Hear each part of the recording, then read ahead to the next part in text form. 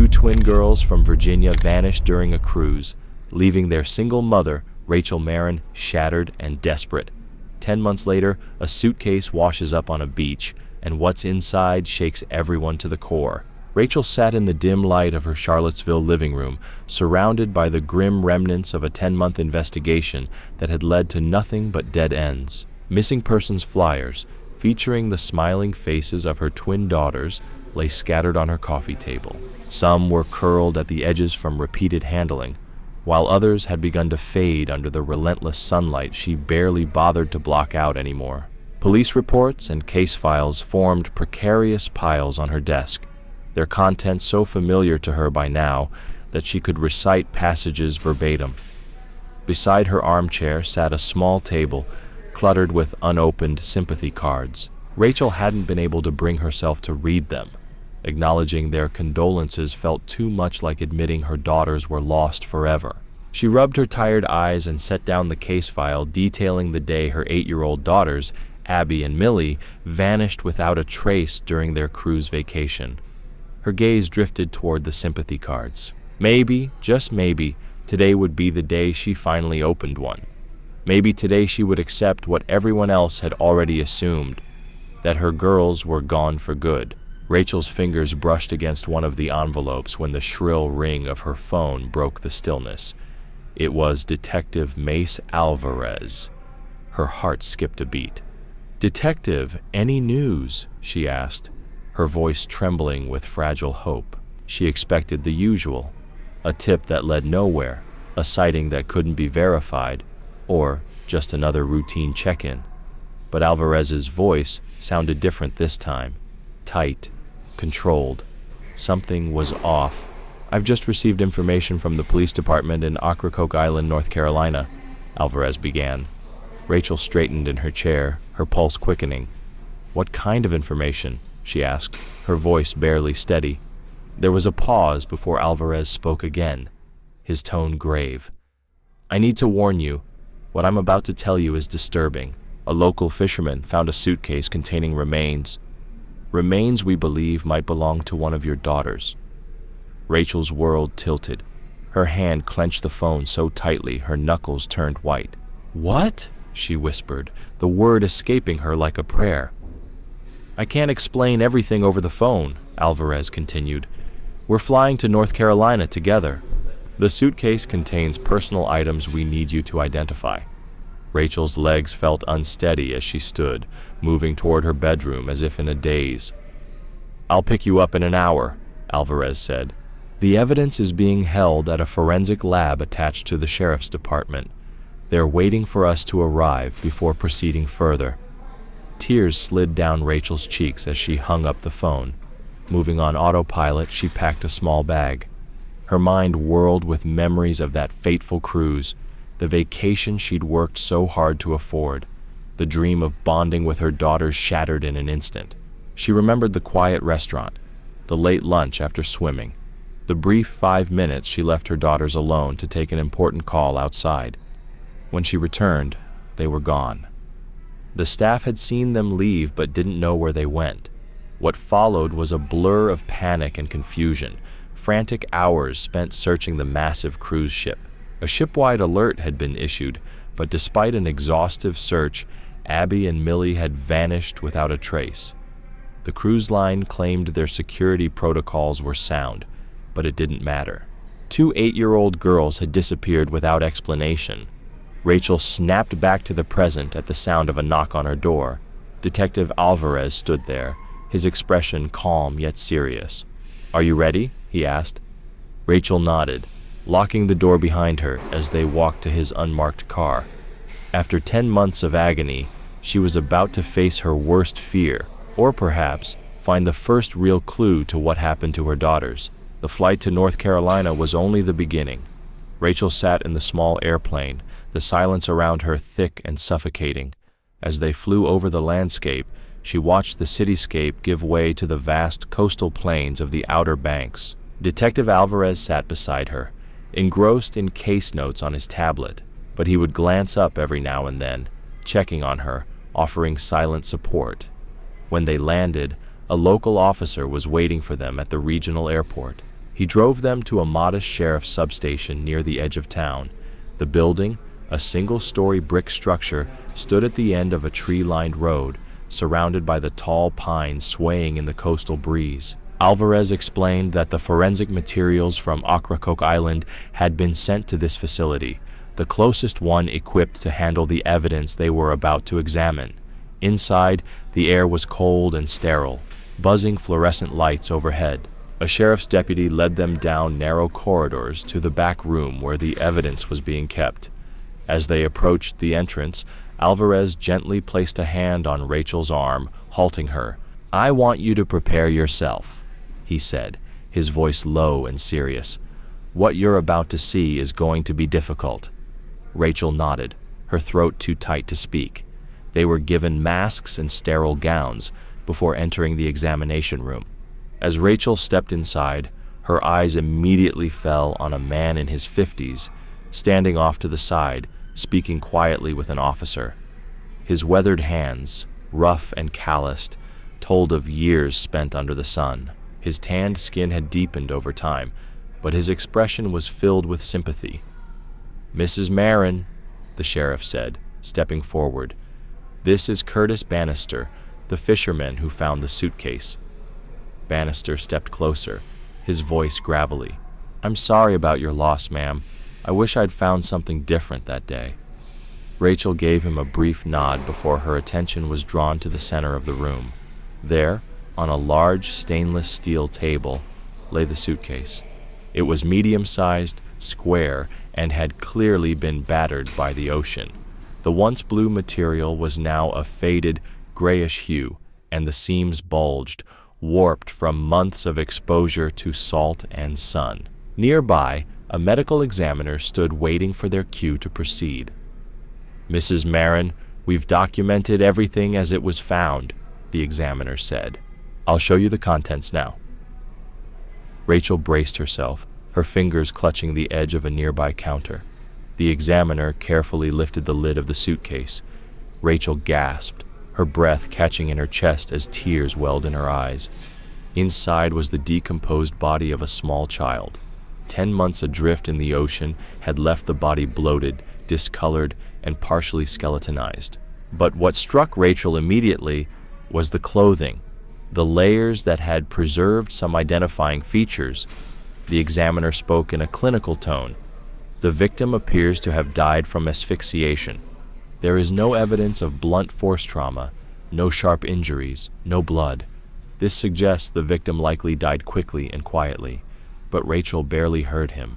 Her eyes were locked on the faded red Minnie Mouse t-shirt, the very one Millie had been wearing that day on the cruise. Partially visible beneath the decomposed remains was a pair of blue swim goggles with the initial M still faintly visible on the side. "That's Millie's shirt," Rachel whispered, her voice breaking. "Those are her goggles. I bought matching sets for both girls, but Millie's had an M and Ray's had an R." The examiner nodded solemnly. "We'd like your permission to take a DNA sample for confirmation, though based on your identification of these personal items." Rachel barely registered his words. "Yes, of course," she agreed numbly, her voice distant. "But I don't need DNA to tell me that's my daughter." Detective Alvarez placed a comforting hand on her shoulder as the examiner revealed another piece of evidence. "There's something else found with the remains," the examiner said. "An item that doesn't seem to belong with a child's possessions." Inside a clear plastic bag was a tarnished silver Zippo lighter. The seawater had dulled its surface, but the initials K were clearly engraved on it. "This doesn't belong to my daughters," Rachel confirmed, her gaze fixed on the lighter through the plastic. "They were 8 years old. They wouldn't have had something like this." "That's our first potential lead," Alvarez noted, examining the lighter. "An anomaly that could help us identify whoever did this." Rachel turned to the fisherman. "Mr. Bannister, can you tell me exactly how you found this?" Bannister shifted his weight nervously.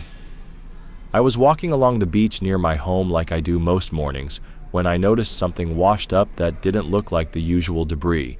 When I got closer, I could smell—" He paused, his voice faltering. Well, it wasn't good. I opened it just enough to see what was inside and called the police right away. Was there anything else? Rachel asked desperately. Any sign of my other daughter? Bannister shook his head. Just the suitcase, ma'am. I'm sorry. Rachel turned back to Detective Alvarez, the weight of the situation pressing on her chest. Why would someone put Millie in a suitcase and throw it into the ocean? If they wanted to dispose of her, why not use something that would sink? That's a good question, the sheriff interjected. This type of suitcase is made from a material.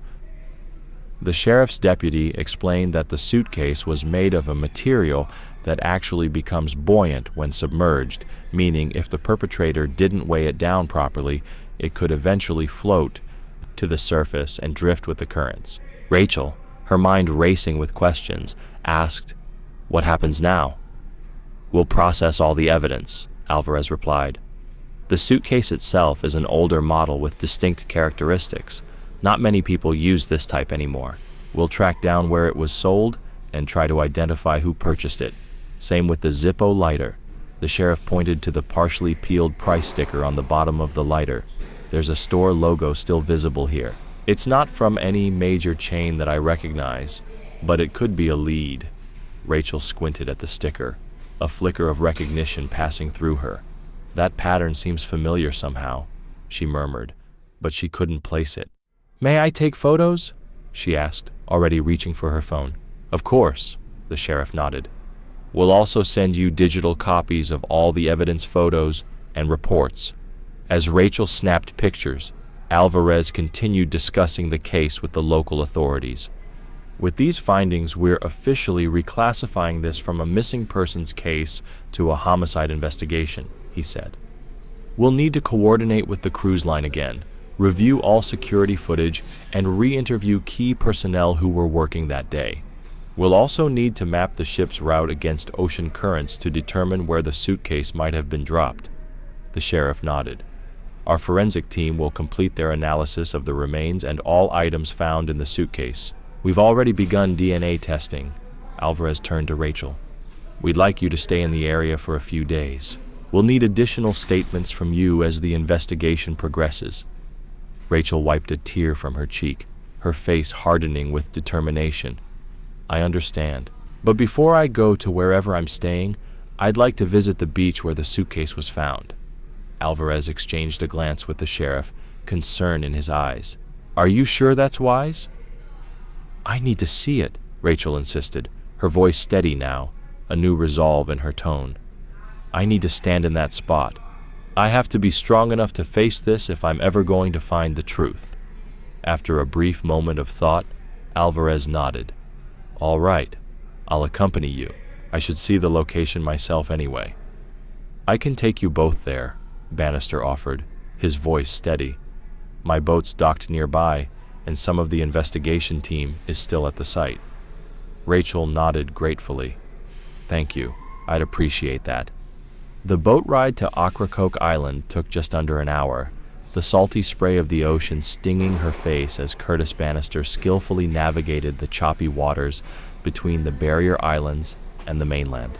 Detective Alvarez sat beside her, occasionally making calls to update his department, but his eyes often flicked to Rachel, watching her with quiet concern. "Just over there," Bannister called out, pointing ahead as a stretch of shoreline came into view. "That's where I found it." As they approached, Rachel saw a small crowd gathered on the beach, yellow police tape cordoning off a section of sand. Officers moved methodically around the area, taking photos and measurements. A news van was parked on a nearby access road, a reporter and cameraman standing at a respectful distance from the police line. Bannister guided the boat expertly to a small dock extending from the shore. Once they were secured, he helped Rachel and Detective Alvarez disembark. "This way," Bannister said, leading them down the dock and onto the beach. The sand was cool beneath Rachel's feet as they walked toward the cordoned-off area. An officer lifted the tape to allow them through, nodding in recognition to Detective Alvarez. "Mrs. Marin," the officer said solemnly, "we're very sorry for your loss." Rachel acknowledged him with a slight nod, her eyes fixed on the depression in the sand where the suitcase had been found. Though the actual suitcase had been removed, the investigators had preserved the site for further evidence collection. "Right here," Bannister said, stopping at the edge of the depression. "This is exactly where I found it. The tide was going out, and it had just been left on the sand." Rachel crouched down, her fingers digging into the cool, damp sand. "There must be more evidence," she whispered, sifting through the grains, her voice trembling. "Something else that could tell us where it came from." Detective Alvarez knelt beside her, gently placing a hand on her shoulder. "The forensic team has been very thorough, Rachel. This is a significant lead. After 10 months of searching, we will find more." A few feet away, the news reporter noticed their arrival and began speaking urgently to her cameraman. Alvarez saw them and frowned. "Let me handle the press," he said, rising to his feet. "You take a moment here." As Alvarez walked off to speak with the reporter, Bannister remained with Rachel. "There's an accommodation not far from here," he said after a moment of respectful silence. "A small cabin resort where you could stay tonight before heading back to the mainland tomorrow. The owner's right over there, actually." He nodded toward a middle-aged man standing with the other onlookers beyond the police tape. Rachel wiped her eyes and stood up. "I think I'd like that. I don't want to leave just yet." "I understand," Bannister said kindly. "When my son went missing in a boating accident 5 years ago, I couldn't leave the harbor for weeks. Sometimes, you need to be close to the last place they were." Rachel looked at him, understanding flooding her heart. "Did you ever find him?" she asked, her voice soft. Bannister shook his head slowly. "The sea keeps its secrets, but at least I know where to go when I want to talk to him." When Rachel turned to Alvarez with her plan to stay overnight, he nodded thoughtfully. "That's fine, but I'm assigning an officer to stay with you for protection until we know more about what happened to your daughters. We need to be cautious." He called over a female officer, Officer Martinez, who had been assisting with the scene investigation. "Officer Martinez will accompany you to the cabins and stay with you overnight." Rachel thanked him and allowed Bannister to introduce her to the cabin owner, a genial man named Greg Harrison. He expressed his deep sympathies and assured her there was plenty of space. "It's not tourist season yet," Harrison explained as they walked the short distance to the cluster of beachfront cabins. "You'll have all the privacy you need." The cabin was simple but clean, a single room with a queen bed, a small kitchenette, and a bathroom. A covered porch faced the ocean, with 2 Adirondack chairs positioned to watch the waves. After settling her things inside, Rachel found herself drawn to the porch. Officer Martinez took up a discreet position nearby, giving her space while maintaining her protective watch. A young waitress brought Rachel a mug of coffee, offering it with a sympathetic smile. "Welcome drink on the house. I'm so sorry about your daughter." Rachel accepted the mug with a murmured thanks, wrapping her cold fingers around its warmth as she sat, watching the waves crash against the shore, the same ocean that had carried Millie's body to this beach, continuing its eternal rhythm, indifferent to human tragedy. As the sun began its descent toward the horizon, Rachel noticed movement from the cabin directly across from hers. A man emerged, checking his pockets as if ensuring he had everything before leaving. He set his bag down on the small table outside his door, locked up, and headed toward the resort's main office. Rachel saw that he had left something on the coffee table, a small metallic object glinting in the late afternoon sun. Curious, she walked over to check and found a cigarette package and a lighter. She picked them up and turned the lighter over in her hand. On the bottom was a price sticker with a store logo, one that matched the partial sticker from the evidence lighter. Rachel felt a chill run through her despite the warm air. Seeing the man still heading toward the front desk, she hurried to catch up with him, lighter in hand. "Excuse me," she called. "You forgot this." The man turned, surprised, then smiled when he saw the lighter and his cigarette package. "Thanks. I would have missed that for sure." As he took the items from her, Rachel pointed to the sticker. If you don't mind me asking, where did you get this? I collect vintage lighters, and I've been looking for this brand, he said. Oh, it's from a little magazine kiosk in Greenville, he replied casually. Small place, but they've got all sorts of odds and ends. Does it have a name? Rachel asked, trying to keep her voice casual. Carnes Corner News, I think. It's run by this older guy who's always got some deal going on. Why, you from around there? No, but there's a similar shop in Charlottesville, Virginia, where I live, Rachel said, her heart beginning to race. It might be the same chain.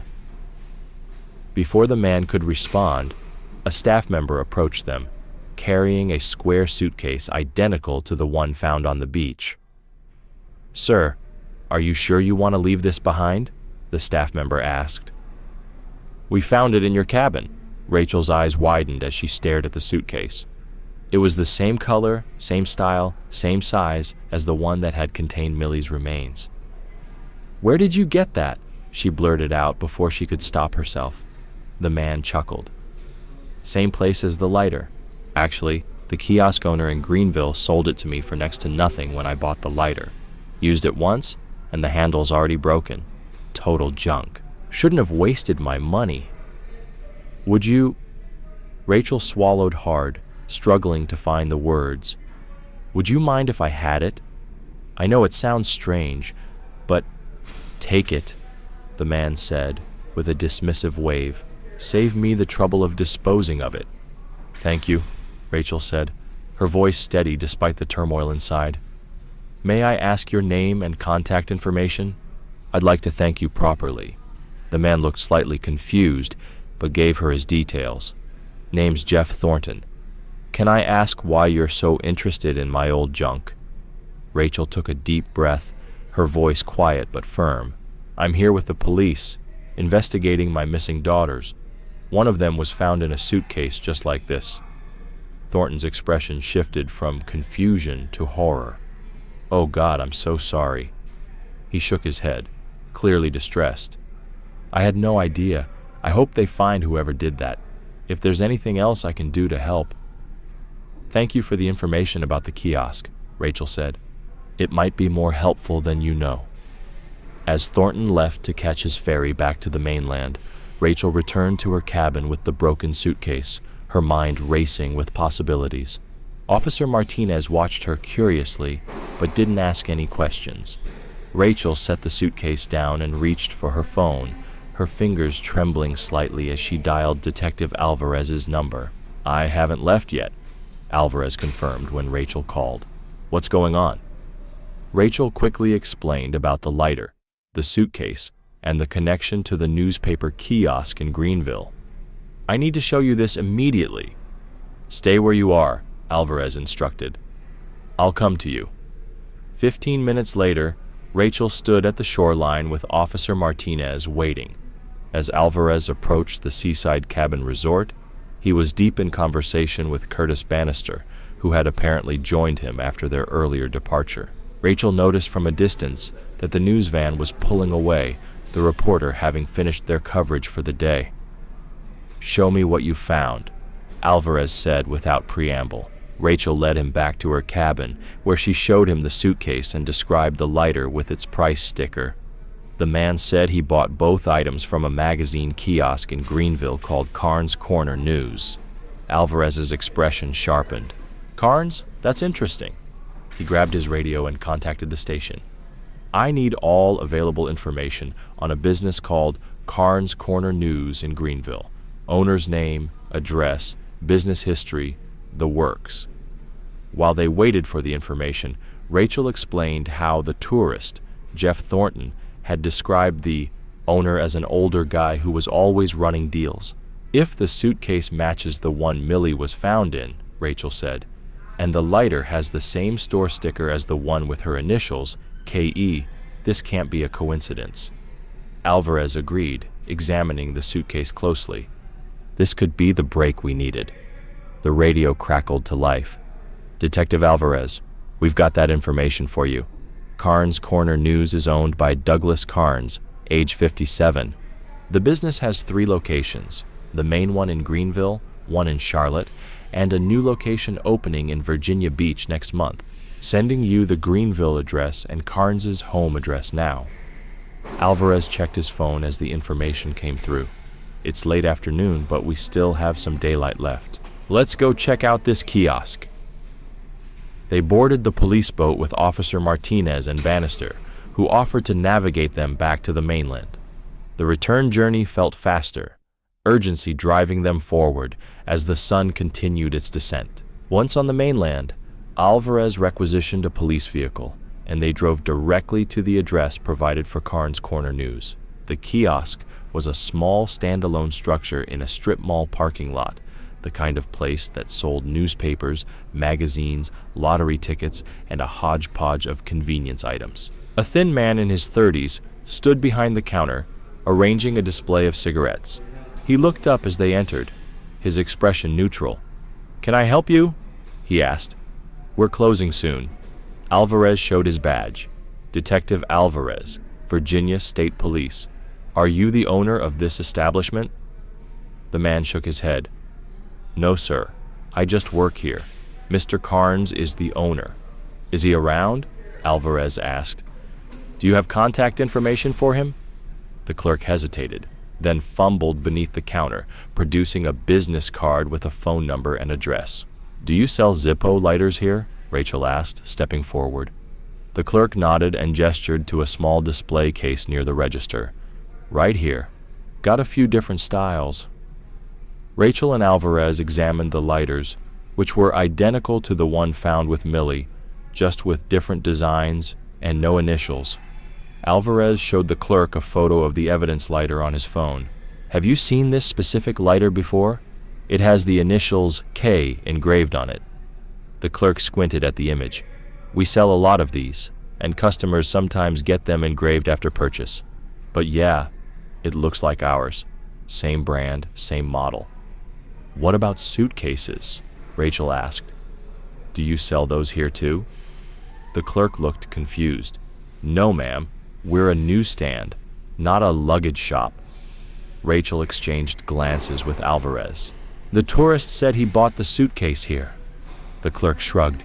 "Maybe Mr. Carnes sold him one of his personal items. He sometimes brings in odd stuff to sell on the side." "I don't ask questions." "Thank you for your help," Alvarez said, taking the business card. "If Mr. Carnes comes in, please don't mention our visit. It's important for our investigation."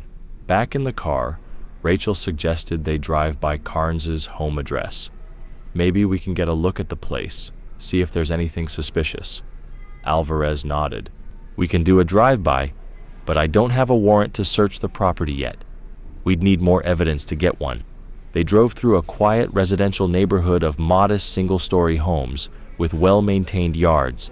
As they approached the address listed for Douglas Carnes, they slowed down, observing the property from across the street. The house was unremarkable, a pale yellow bungalow with white trim and a neatly mowed lawn. A car sat in the driveway, its license plate partially visible. "Look at that," Rachel said suddenly, pointing to the plate. "The first letters are DK, and the last two are K." Alvarez frowned.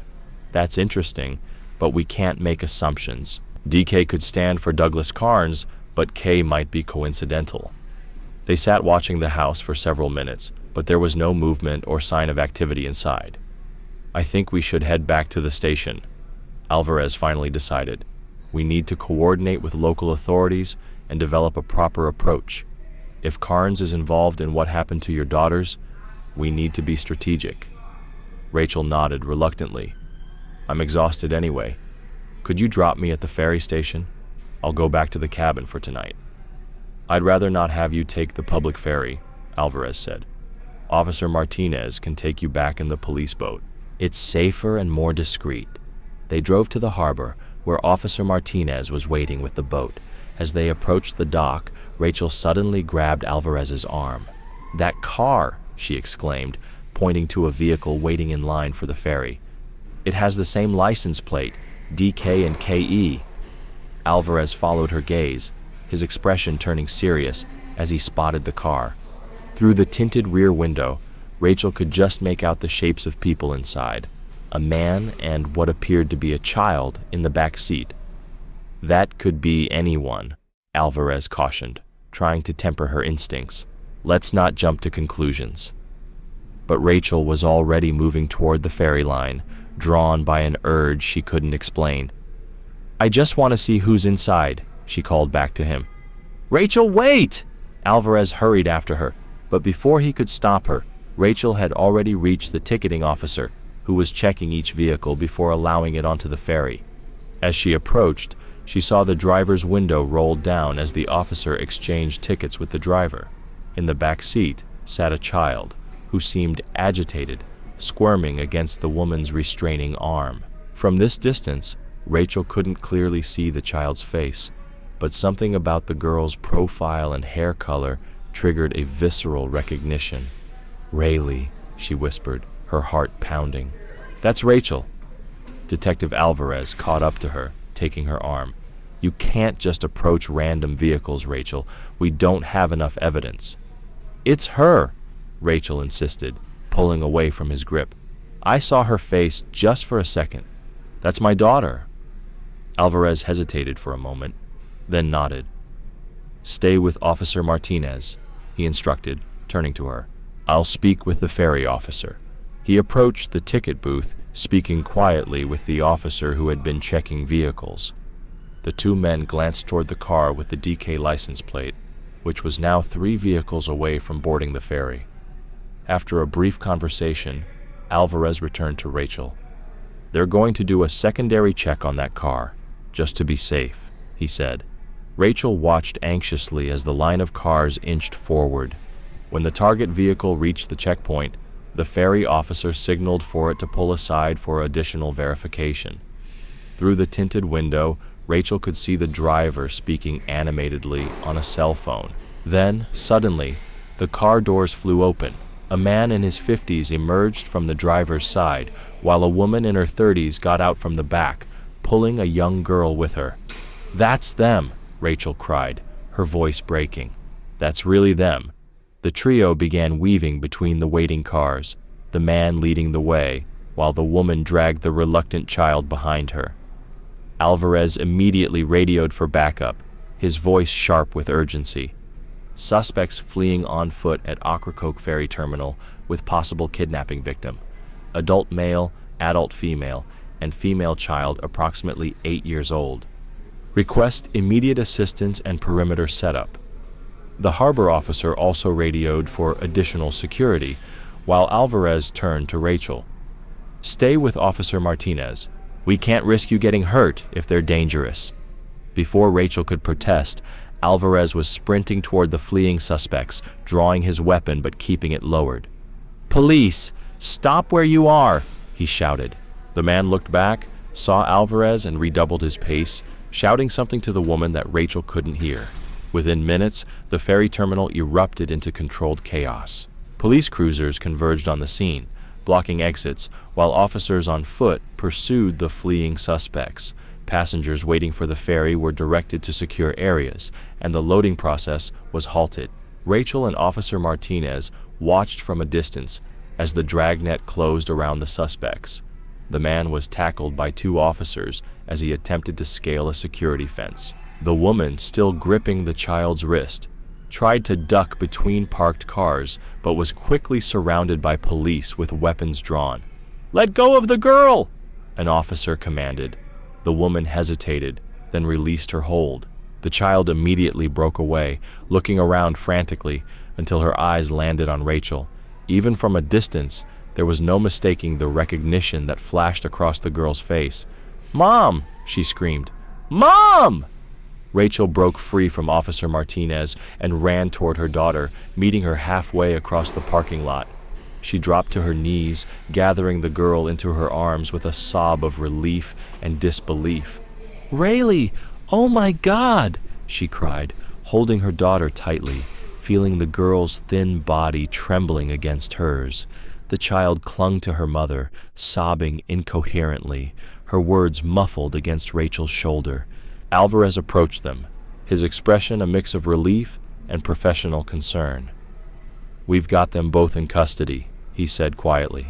Rachel, we need to get you and her someplace safe while we process the suspects. Rachel nodded, unwilling to release her hold on her daughter. Who are they? She managed to ask. IDs identify them as Douglas Carnes and Kathy Evans, Alvarez replied, his voice grim. Husband and wife, according to their documentation. Rachel's eyes widened. Kathy Evans? The initials on the lighter, Alvarez confirmed.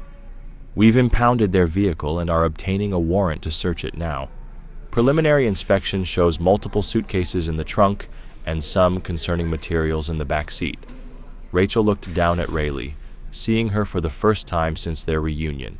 The girl was frighteningly thin, her once fair skin unnaturally tanned as though it had been artificially darkened. Her hair had been cut shorter than Rachel had ever kept it, and her eyes held a weariness no 8-year-old should possess. She needs medical attention, Rachel said, her voice tight. An ambulance is already on the way, Alvarez assured her. Within minutes, paramedics had arrived and began examining Rayleigh, who refused to let go of her mother's hand. The girl flinched at the bright penlight the paramedic used to check her pupils, turning her face away with a whimper. Please stop taking pictures, she murmured. Rachel exchanged a worried glance with Alvarez, who made a note of the comment. Meanwhile, officers conducting the search of the suspect's car emerged with grim expressions. One approached Alvarez, speaking in a low voice. We found 2 boxes of illegal magazines in the trunk, the officer reported. Child-centered material and syringes with what appears to be a sedative in the back seat. Looks like they were preparing to drug her before boarding the ferry. Alvarez's jaw tightened. Get CSI on this immediately. Rachel overheard enough to understand what had been found, and her grief over Millie transformed into a surge of rage. As she watched Carnes and Evans being placed in separate police cruisers, she broke away and stormed toward Carnes, shouting, "You monster! You didn't just smuggle your filthy magazines. You murdered my daughter. You murdered Millie."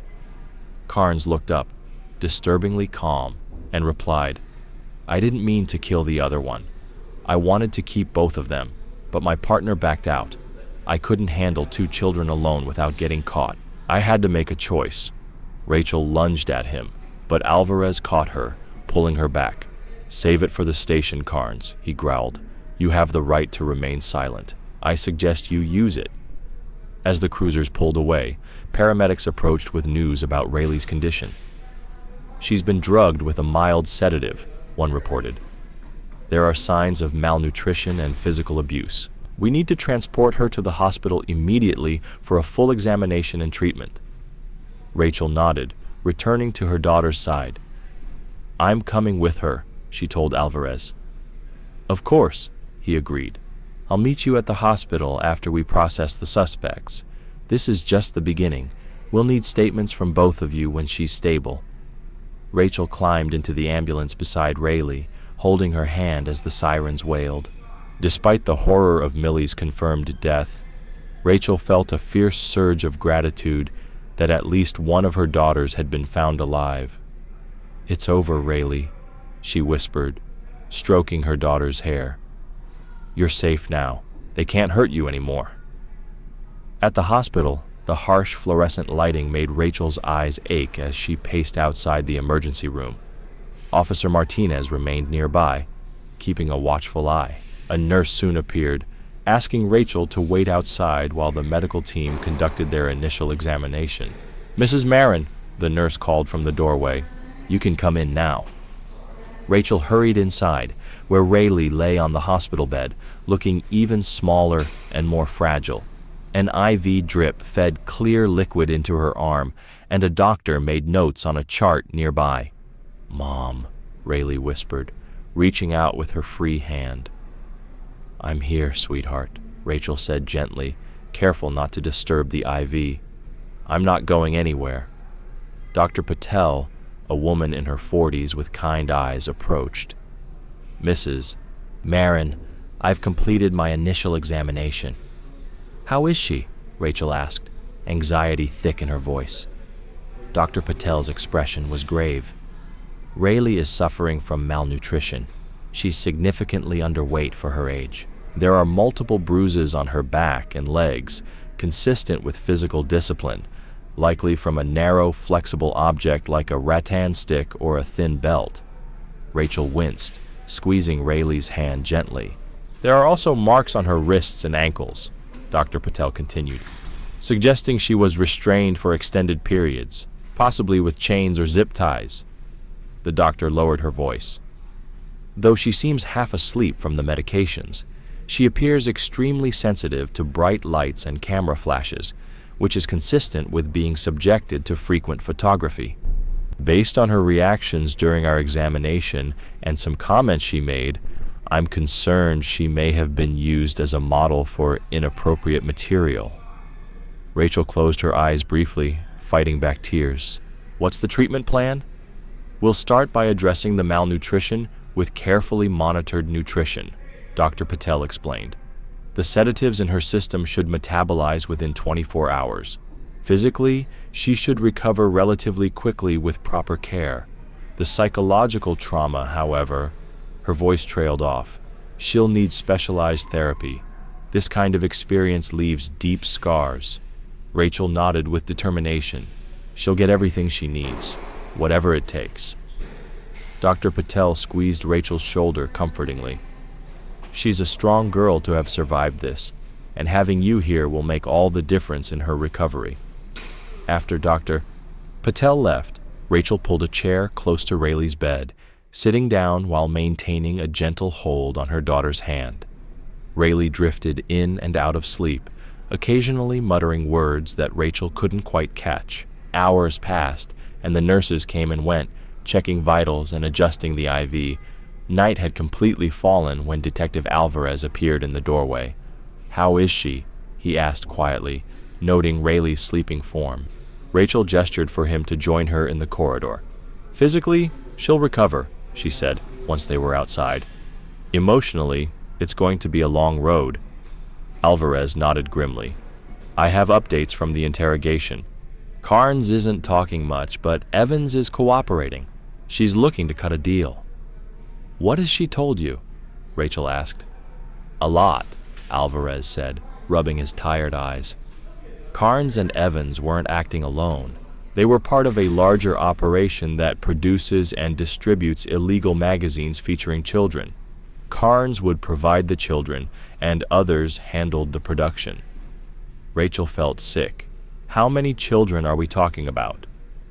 Based on Evans's statement, we believe there are at least 10 others currently being held at a property Carnes owns under a different name.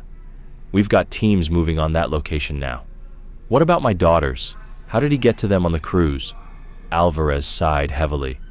According to Evans, Carnes boarded the cruise under a fake name, using a prepaid card and burner email. He disguised himself as part of the ship's maintenance crew by stealing a uniform from a storage closet. Early in the trip, he used a small electronic device to temporarily disable the security camera near where he took the girls. Rachel leaned against the wall, trying to process the information. But how did he get them to go with him? My girls knew better than to go with strangers. Evans said he'd been watching them earlier in the cruise. He saw them enjoying one of the magic shows and used that to his advantage. When he encountered them alone, he performed a simple card trick he'd learned from watching the ship's magician. Once he gained their trust, he led them to a crew hallway where there were fewer cameras. Rachel closed her eyes, imagining her trusting daughters following a kind man who showed them magic tricks. And Millie? What happened to her? Alvarez's expression darkened. Evans wasn't there for that part, but from what Carnes told her later, he originally planned to take both girls. But his partner at the time, not Evans, backed out when he realized they were twins. Apparently, keeping two children would have been too risky and complicated, so Carnes... Alvarez paused. He suffocated Millie. No struggle, no blood, no noise. He wrapped her in her clothes, placed her in the suitcase, and disposed of her overboard that night from an unsecured deck area where waste is sometimes jettisoned. Rachel pressed a hand to her mouth, fighting back a sob. And how did he get her off the ship? He kept her hidden in his cabin bathroom until they docked in Key West the next morning. He drugged her just enough to keep her compliant but responsive and threatened her about Millie. When they disembarked, he used disguises, sunglasses, a fake beard, different clothes, and exited during the early morning rush when most attention was on families with children. Alvarez continued. According to Evans, Carnes had prepared fake documentation for Rayleigh. They'd been moving her between different locations from Key West, up through Florida, and finally to North Carolina to avoid detection. Rachel shook her head in disbelief. They were in Virginia before the cruise? Was he stalking us before this happened?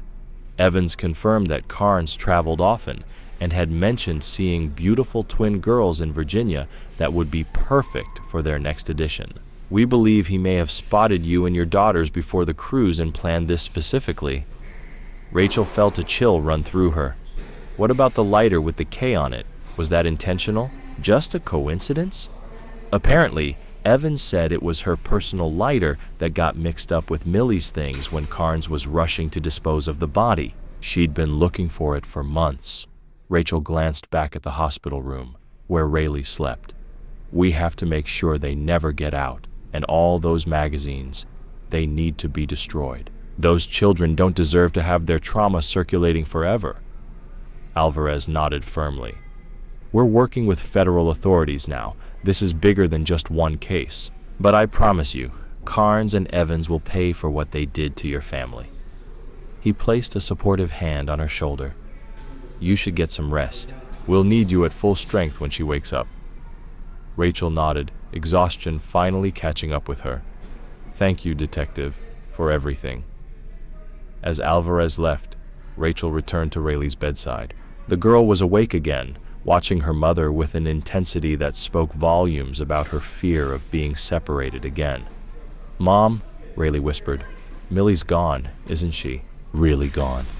Rachel took a deep breath and sat down, taking her hand in hers. Yes, sweetheart, Millie is gone. The bad man hurt her very badly. Tears welled in Rayleigh's eyes. I knew it. He told me she was gone, but I didn't want to believe him. I kept thinking she might be somewhere else, like me, that maybe you'd find both of us. I wish we had. Rachel whispered, I looked for both of you every single day. I never stopped. I was so scared. Rayleigh's voice faltered. After they took us and Millie was gone, they kept moving me to different places. They changed how I looked. They made me stand still while they took pictures. And if I cried, they would hit me. They said if I tried to run away or tell anyone, they would hurt you too. Rachel gathered her daughter carefully in her arms, mindful of the IV. You were so brave, so brave, and you don't have to be scared anymore. Those people are going to jail for a very long time. They can never hurt you or anyone else again.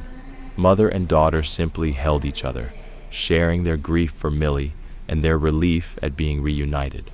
Eventually, medication began to make Rayleigh drowsy again, and she drifted off to sleep in Rachel's arms. As Rachel gently laid her daughter back against the pillows, she noticed a small scar near Rayleigh's hairline, likely from one of the many abuses she had suffered over the past 10 months. It was a visible reminder of all that had been taken from her daughter, her innocence, her sense of security, her twin sister. But looking at her sleeping face, Rachel also saw strength that had helped Rayleigh survive her ordeal. It would be a long road to recovery, filled with therapy sessions, nightmares, and painful memories. There would be a funeral for Millie, and days when grief would overwhelm them both. Yet, for the first time in 10 months, Rachel felt something like hope stirring within her. They would build a new life, one that honored Millie's memory, while allowing them both to heal and eventually thrive again. We're going to be okay, she whispered, smoothing Rayleigh's hair back from her forehead. Somehow, someday, we're going to be okay. Outside the window, the morning sun continued its climb into the sky, casting long shadows that gradually shortened as the day progressed, a silent reminder that even after the darkest night, dawn eventually comes.